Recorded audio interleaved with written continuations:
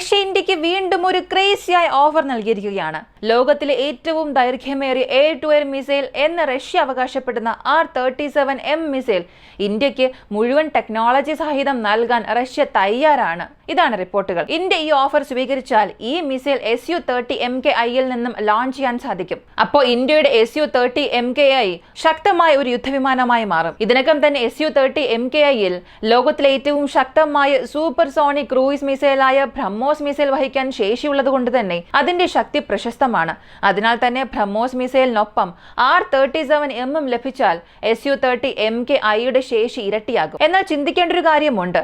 Russia കഴിഞ്ഞ കുറച്ചു കാലങ്ങളായി ഇന്ത്യക്ക് തങ്ങളുടെ ഏറ്റവും ആധുനിക ആയുധങ്ങൾ ഓഫർ ചെയ്യുകയാണ്. എന്നാൽ റഷ്യ ഇങ്ങനെ ചെയ്യാൻ കാരണം എന്താണ്? ഇതാണ് വലിയൊരു ചോദ്യം. പൊളിറ്റിക്കൽ, സൈനിക, സാമ്പത്തിക കാരണം കൊണ്ടാണോ, അല്ലെങ്കിൽ വെറും തന്ത്രപരമായ ഒരു ഗെയിം മാത്രമാണോ ഇത്? റഷ്യ ഇങ്ങനെ ചെയ്യുന്നതിന് പിന്നിലെ കാരണം സൂക്ഷ്മമായി പരിശോധിക്കേണ്ടതുണ്ട്.